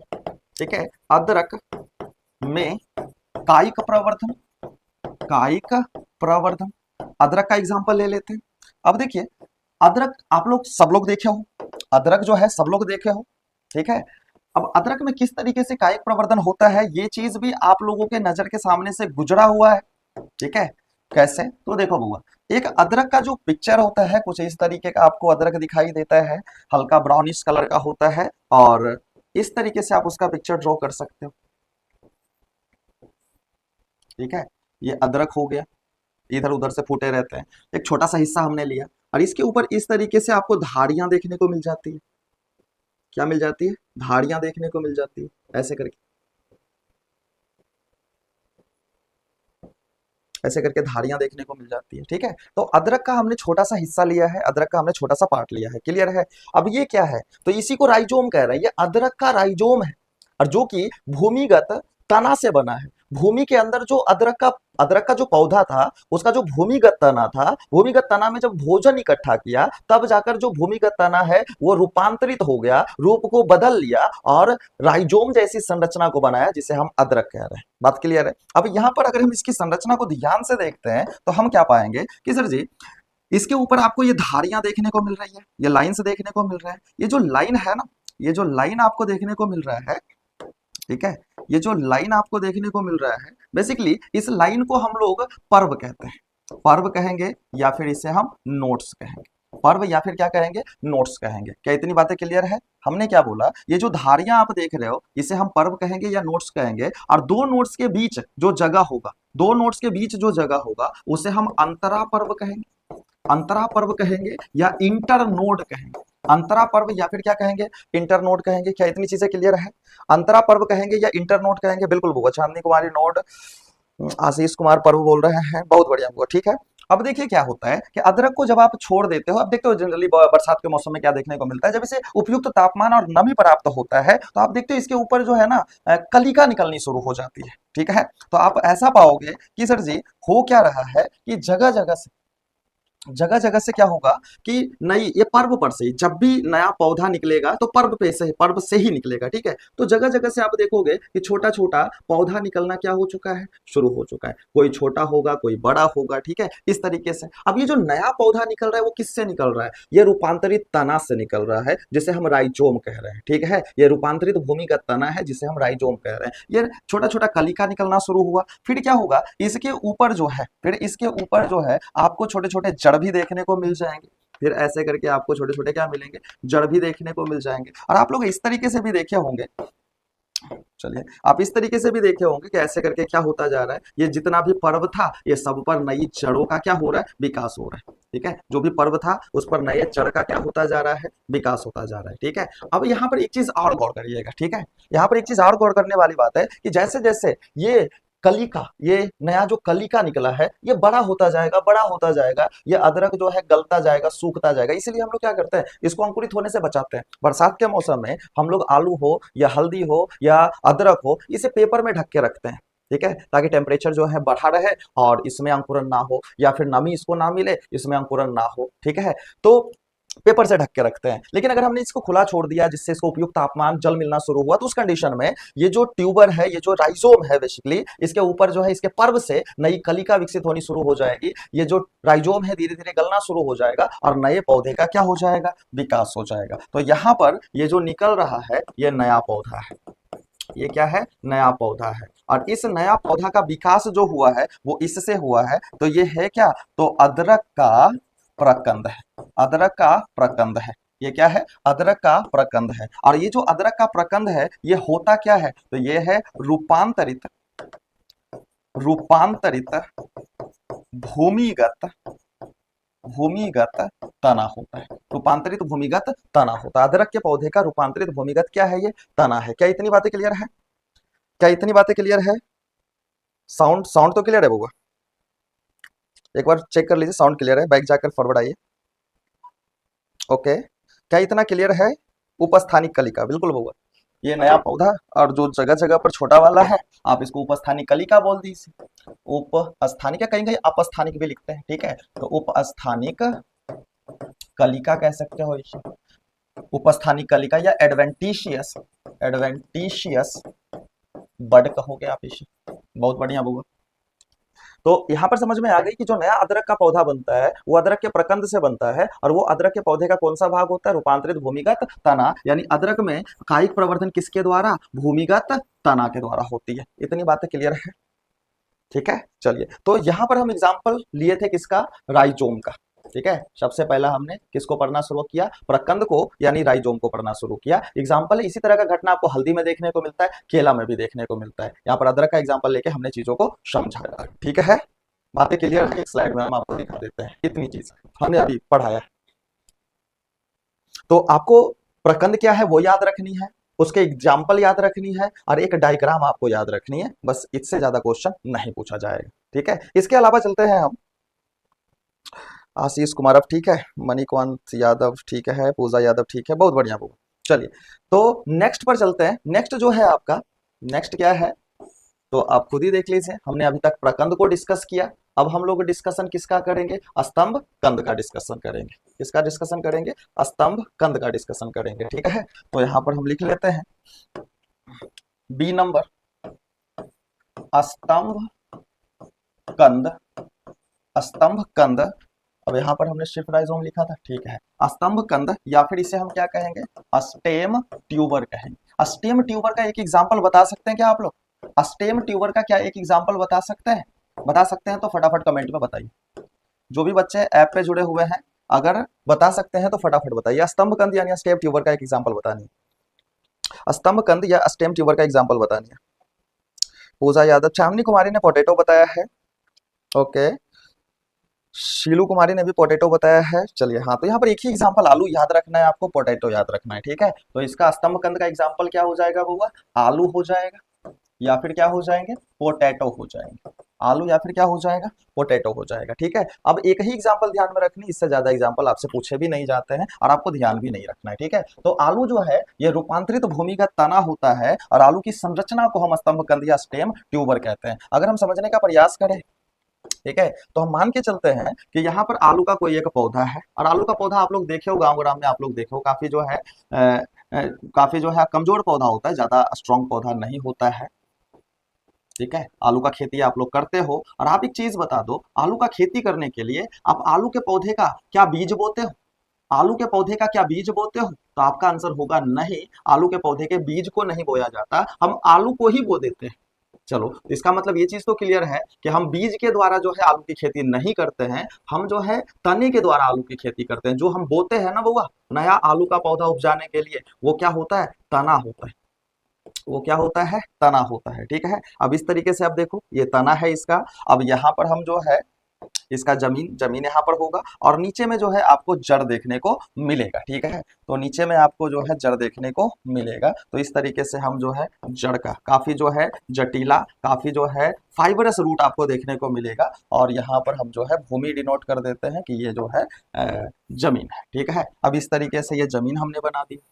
अब यहाँ पर क्या देखने को मिल रहा है कि आलू के पौधे का कुछ हिस्सा ऐसा है जो आलू के पौधे के तना का कुछ हिस्सा ऐसा है जो जमीन के अंदर है, फिर कुछ जमीन के बाहर है, कुछ हवा में जो है इधर उधर हिल डोल रहा है, और फिर नीचे आपको जड़ देखने को मिल रही है। आपको क्या घटना देखने को मिलेगा? जरा ध्यान से देखिएगा, आपको घटना क्या देखने को मिलेगा? आलू के पौधे में जो भूमिगत तना है, भूमि के अंदर जो तना है ना, इससे आप देखोगे कुछ विशेष तना है, कुछ तना का ऐसे करके विकास हुआ है।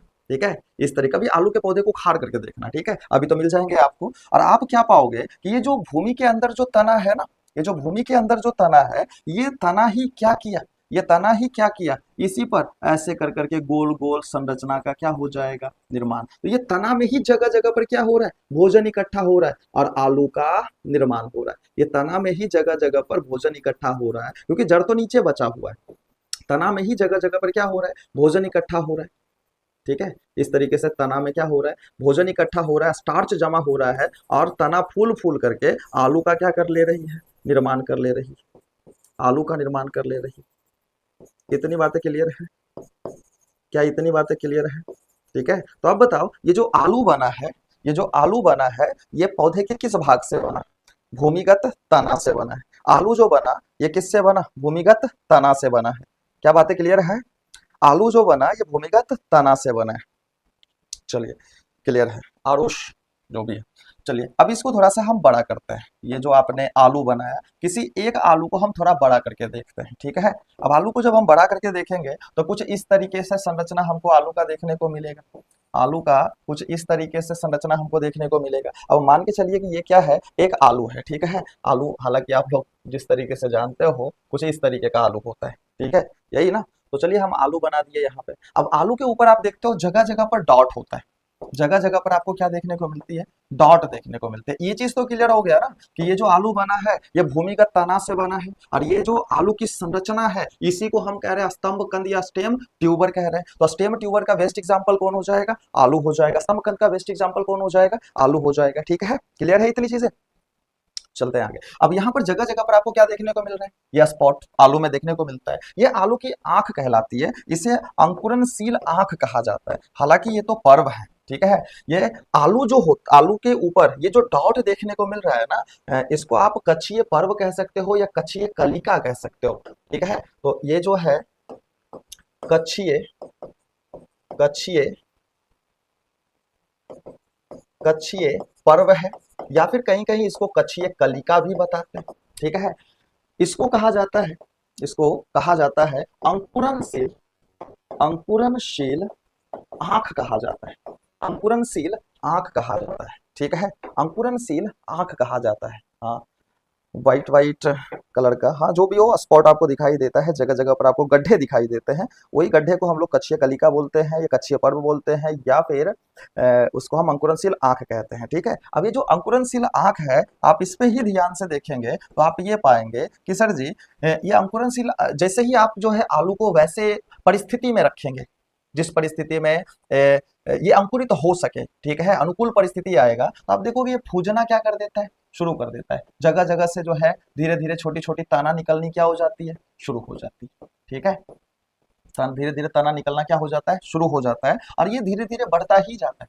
ये धीरे धीरे क्या होता है, बढ़ता ही जाता है। और इस तरीके से आप ये पाते हो कि इसमें फिर जड़ का भी विकास हो जाता है, इसमें फिर जड़ का भी विकास होना शुरू हो जाता है, ऐसे ऐसे करके, ठीक है। और जैसे जैसे ये पौधा अंकुरित तो होता जाएगा, जैसे जैसे ये पौधा बढ़ता जाएगा, अलुआ जो है ना ये पिचकता जाएगा, सड़ता जाएगा। आप देखो जितना भी आंख है, हर आंख में कैपेबिलिटी है कि वो नए आलू के पौधे का निर्माण कर सकती है। इसीलिए हम क्या करते हैं, छोटा आलू है तो हम अलग अलग करके बो देते हैं, वो तो कृत्रिम कायिक प्रवर्धन हो जाएगा। लेकिन अगर ये आलू का पौधा पुराना होकर खत्म हो गया और जमीन के अंदर ये आलू को छोड़ दिया, तो क्या इस आलू जो अंदर दबा हुआ है या स्तंभ कंद जो अंदर दबा हुआ है, अनुकूल परिस्थिति आने पर स्वयं अंकुरित होकर नए पौधे का निर्माण नहीं कर लेगा, बिल्कुल कर लेगा। तो इस तरीके से यहाँ पर आपको जो है उपस्थानिक कलिका का विकास होते हुए देखने को मिल रहा है।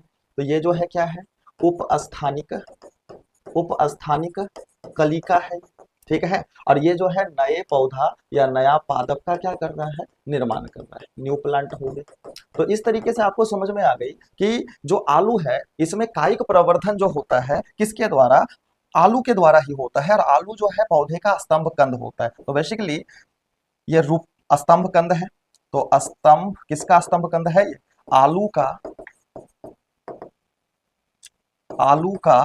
स्तंभ कंद है, ये आलू का स्तंभ कंद है। और ये जो आलू का स्तंभ कंद आप देख रहे हो, ये बेसिकली होता क्या है, तो रूपांतरित भूमिगत भूमिगत तना होता है, ठीक है। और इसी के द्वारा जो है रूपांतरित भूमिगत तना है, और इसी के द्वारा नए पौधे का निर्माण प्राकृतिक रूप से एक आलू का पौधा करता है। क्या इतनी चीजें क्लियर है, एक स्लाइड में कर देते हैं हम। अब आपको दिखाई दे रही होगी सारी चीजें, ठीक है।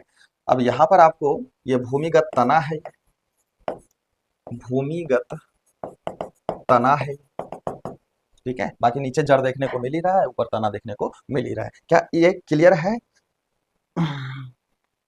कोई कुछ बोल रहा है धीरे धीरे, सर एक को ब्लॉक, एक मिनट होगा, कुछ दिक्कत है क्या, एक को ब्लॉक करिए। क्या नाम है, जरा नाम बता दीजिए, जिसे ब्लॉक करना है नाम बता दीजिए।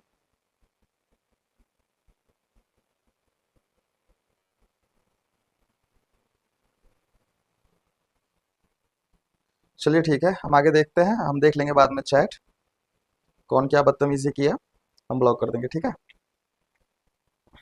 आगे बढ़े, पूजा यादव को ब्लॉक करे। दिक्कत क्या है हम देखते हैं बाबू। हम चैट को एक बार फिर से देख लेंगे, उसके बाद जो जेन्यून लगेगा उसे ब्लॉक कर देंगे। क्या ये स्तंभकंद समझ में आ गई? क्या स्तंभकंद समझ में आ गई? आ गई तो आगे बढ़ते हैं। चलिए अब चैट पे नहीं, कंटेंट पे ध्यान दीजिए। स्तंभकंद के बाद नेक्स्ट हो जाएगा कौन सा? स्तंभकंद के बाद हो जाएगा सी नंबर। स्तंभकंद के बाद हो जाएगा शल्ककंद। शल्ककंद जिसे हमने बल्ब के नाम से पढ़ा। शल्ककंद जिसे हम क्या कहेंगे? बल्ब कहेंगे।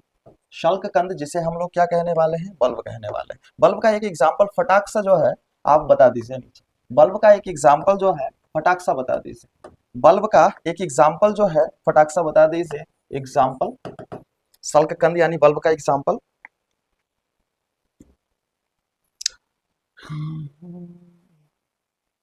आशीष Kumar no problem. Karamveer bulb का एग्जाम्पल बताना है बुआ, बल्ब का एग्जाम्पल बतानी है।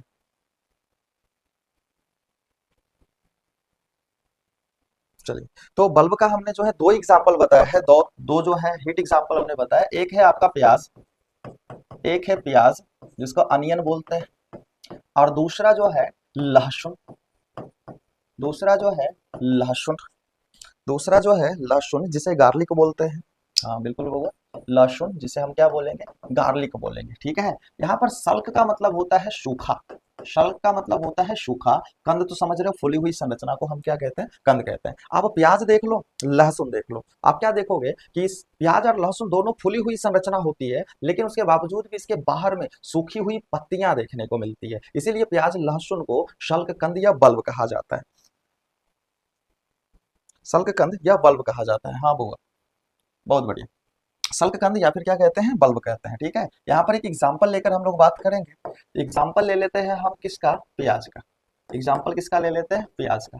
तो प्याज में शल्ककंद, शल्ककंद द्वारा कायिक प्रवर्धन, शल्ककंद द्वारा कायिक प्रवर्धन। प्याज सबको ही देखे हो, प्याज जो है सबको ही देखे हो। ठीक है। प्याज की संरचना भी सबको ही जानते हो। एक बार रिमाइंड करा देते हैं आप लोगों को। देखिए यहाँ पे प्याज में क्या होता है बउआ, आपको जो है बीच में व्हाइट कलर का, आपको बीच में व्हाइट कलर का एक मोटा सा तना देखने को मिलेगा। ऐसे करके आपको व्हाइट कलर का मोटा सा क्या देखने को मिलेगा? तना देखने को मिलेगा। ठीक है।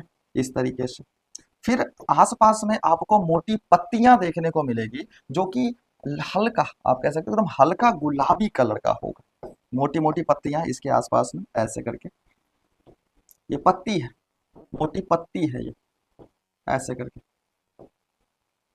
से ये तना जो है, रूपांतरित जो तना है पूरी तरीके से क्या मिलेगा? इस तरीके से घिरा हुआ देखने को मिलेगा। क्या ऐसी स्थिति होती है एक प्याज में? क्या ऐसी स्थिति देखने को मिलती है? एक प्याज में क्या ऐसी स्थिति देखने को मिलती है? मिलती है वो। चलिए अब क्या होगा, इसमें नीचे में आपको जो है प्लेट देखने को मिल जाता है इस जगह पर, और यहाँ पर आप ऐसा चीज देखते हो कि यहाँ पर कुछ जड़ें निकली होती है। इस जगह पर नीचे में क्या होता है? जड़ें निकली होती है। प्याज की संरचना कुछ इस तरीके से होता है। आप प्याज की संरचना को और डिटेल में समझो तो आपको क्या देखने को मिलेगा कि सर जी ये जो प्याज है ना, प्याज में ये जो है आपका भूमिगत तना है, रूपांतरित भूमिगत तना है ये, फूला हुआ तना है ये। बाकी जो, हाँ एक चीज और यहाँ पर मिस आउट हो गया, बाहर में आपको क्या देखने को मिलेगा?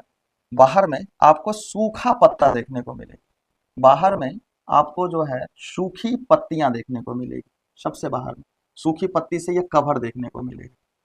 ठीक है। अब ये जो पूरी संरचना बनी है ये भूमिगत तने से बना है। प्याज के पौधे के भूमिगत तने में रूपांतरण के कारण ये प्याज का निर्माण हुआ है। क्या ये चीजें क्लियर है? अब आपको क्या देखने को मिलेगा? ठीक है। तो यहाँ पर आपको देखने को मिल ही गया, बीच में जो है ये तना है, उसके बाद फिर ये जो है अंदर में जो भी है ये मांसल पत्तियां हैं। मांसल पत्तियां हैं ये, मांसल पत्तियां, या फिर इसको हम लोग फ्लैशी लिप्स कहते हैं। मांसल पत्तियां या फ्लैशी लिप्स कहते हैं। और बाहर में आपको सूखी पत्ती देखने को मिलेगा जिसको हम शल्की पत्ती बोलते हैं, या फिर इसको अस्कैली, अस्कैली लिप्स कहते हैं। स्केली लीव्स कहते हैं, सूखी पत्तियां हैं, ठीक है। इतनी चीजें, और नीचे में आपको जड़ देखने को मिल रहा है, यानी रूट देखने को मिल रहा है। जड़ यानी क्या देखने को मिल रहा है? रूट देखने को मिल रहा है। तो ये कुछ बेसिक सा स्ट्रक्चर है जो कि एक प्याज में देखने को मिलता है, ठीक है। अब आगे देखते हैं। अब प्याज में जब कायिक प्रवर्धन होना होगा तो आप लोग देखते होंगे कि घर पे यदि आप प्याज छोड़ देते हो तो प्याज से नया पौधा निकलना शुरू हो जाता है। प्याज से नया पौधा निकलना क्या हो जाता है? शुरू हो जाता है। और वो नया पौधा कहाँ से निकलता है, जरा ध्यान से देखेंगे। वो नया पौधा कहाँ से निकलना शुरू होता है? तो देखो कुछ इस जगह से, ये अंदर से क्या होगा, इस तरीके से नया पौधा निकलेगा, ठीक है। और एक प्याज का जो बल्ब होता है ना, इससे आपको जो है एक से अधिक पौधा निकलते हुए देखने को मिलेगा, कुछ इस तरीके से, ठीक है। इस तरीके से तो ये जो नया पौधा निकल रहा है ये रूपांतरित भूमिगत तना से निकल रहा है, जिसको हम लोग यहाँ पर शल्क कंद कह रहे हैं, ठीक है। तो यहाँ चीजें समझ में आ गई होगी कि ये है क्या। तो ये पिक्चर है किसका? तो प्याज का ये शल्क कंद है। प्याज का ये शल्क कंद है। और प्याज का जो शल्क कंद होता है ये रूपांतरित भूमिगत तना होता है प्याज के पौधे का। और इसी से आप देख रहे हो नए पौधे का क्या हो रहा है? विकास हो रहा है। नया पौधा या फिर न्यू प्लांट निकल रहा है, न्यू प्लांट निकल रहा है। तो आप अपना योगदान दो या नहीं दो, अगर इस शल्क कंद को अगर उपयुक्त परिस्थिति मिल जाती है, इस शल्क कंद को जो है अनुकूल परिस्थिति मिल जाती है, तो स्वतः नए पौधे का निर्माण कर लेता है, ठीक है। क्या इतनी चीजें क्लियर समझ में आ गई? एक स्लाइड में हम कर लेते हैं। क्या इतनी चीजें क्लियर वे में समझ में आ गई? क्या इतनी चीजें क्लियर वे में समझ में आ गई? तो आखिरी टॉपिक बचता है।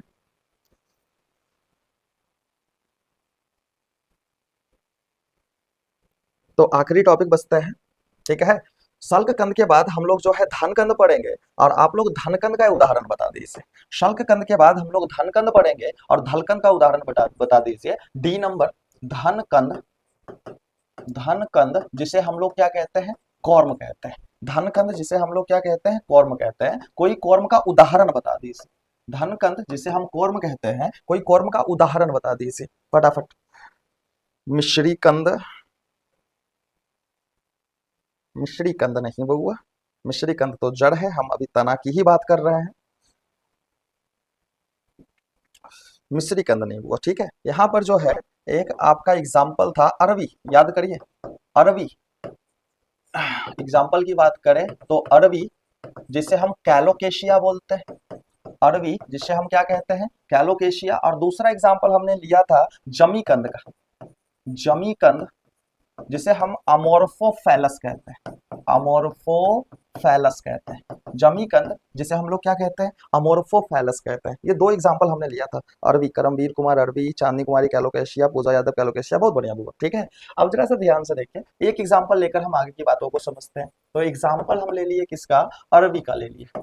अरवी का, अरवी में धन कंद द्वारा कायिक प्रवर्धन, कायिक प्रवर्धन कैसे होगा उसे समझेंगे हम।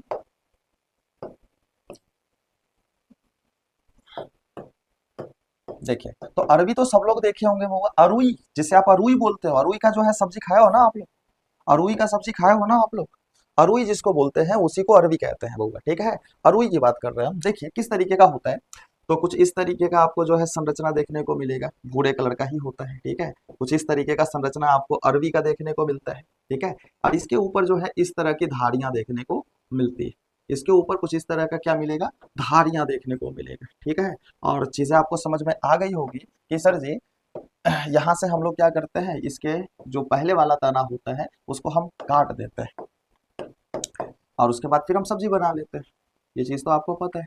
ये पुराना तना है जिसे हमने काट के हटा दिया, ठीक है। ये जो संरचना है ना, ये अरवी का धनकंद है। इसमें जब जनन होना होगा तो कैसे होगा, जरा बात को समझिए। देखिए यहाँ पर क्या देखने को मिलता है कि सर जी ये जो पर्व है, ये जो लाइन दिखाई दे रहा है ये पर्व है। और पर्व से क्या होता है? पर्व से क्या होता है? ऐसे कर कर जड़ें निकलने क्या हो जाते हैं? शुरू हो जाते हैं। पर्व से ऐसे जड़ें निकलने शुरू हो जाते हैं। और ऊपर से क्या होता है, आप इसमें पाओगे कि छोटी छोटी नई नई कलिका विकसित होने क्या हो गए? शुरू हो गए, ठीक है। और ये अनुकूल परिस्थिति आने पे होता है। तो अरबी को जब आप अनुकूल परिस्थिति में छोड़ देते हो तो आप ये पाओगे अरबी को जब आप अनुकूल परिस्थिति में छोड़ देते हो तो आप ये पाओगे कि अरबी जो है अंकुरित होकर नए पौधे का निर्माण करना क्या कर दिया, शुरू कर दिया। ठीक है, ये आखिरी टॉपिक है, 2-4 मिनट और लगेगा होगा। ठीक है, देखिए यहाँ पे तो ये है क्या, तो अरबी का धनकंद है, अरबी का धनकंद है। जो अरबी के पौधे का कौन सा भाग होता है, तो ये अरबी के पौधे का रूपांतरित रूपांतरित कौन सा, रूपांतरित भूमिगत तना होता है। रूपांतरित भूमिगत तना है ये, रूपांतरित भूमिगत तना है ये। इसके ऊपर उपस्थानिक या अपस्थानिक उपस्थानिक जड़ निकल आए, जिसको हम क्या कहते हैं, एडवेंटिशियस एडवेंटिशियस रूट कहते हैं। उपस्थानिक जड़ निकल आए और फिर इसके ऊपर क्या निकल आ रहा है, उपस्थानिक कलिका। उपस्थानिक कलिका का विकास हो रहा है, उपस्थानिक कलिका, जिसको हम क्या कहेंगे, एडवेंटिशियस एडवेंटिशियस बड कहेंगे। उपस्थानिक कलिका या एडवेंटिशियस बड कहेंगे। और ये कलिका धीरे धीरे विकसित होगा और नया पौधा का क्या कर लेगा, निर्माण कर लेगा, नया पौधा यानी न्यू प्लांट। और जैसे जैसे नया पौधा बढ़ता जाएगा वैसे वैसे पुराना ये जो कॉर्म है ये गलता चला जाएगा और फिर नया पौधा इसी तरह के कॉर्म का निर्माण करेंगे और इसकी पीढ़ी जो है प्राकृतिक रूप से बढ़ती चली जाएगी। तो इस तरीके से आप लोगों ने क्या देखा, इस तरीके से आपने देखा कि धनकंद की सहायता से वो कौन से पौधे हैं जो प्राकृतिक कायिक प्रवर्धन करते हैं। ठीक है, तो आपने जो है आपने पढ़ा है किसको, भूमिगत तना के द्वारा कायिक प्रवर्धन। भूमिगत तना के द्वारा कायिक प्रवर्धन होता है, ये 4 संरचना बनती है। फिर आपने देखा प्रकंद किसमें देखने को मिलता है, स्तंभ कंद किसमें देखने को मिलता है, आपने देखा शलकंद का उदाहरण क्या हो जाएगा और धनकंद का उदाहरण क्या हो जाएगा। और यहीं पर जो है हम आज के क्लास को समाप्त करते हैं। जहां तक हमने पढ़ाया है वहां तक आप रिवाइज कर लेंगे, जहां तक हमने पढ़ा है वहां तक एक बार रिवाइज कर लेंगे। और कोई दिक्कत हो तो आप जो है ना नेक्स्ट में जो है डाउट वाले सेक्शन में, मैसेज वाले सेक्शन में, ऐप पे मैसेज का सेक्शन है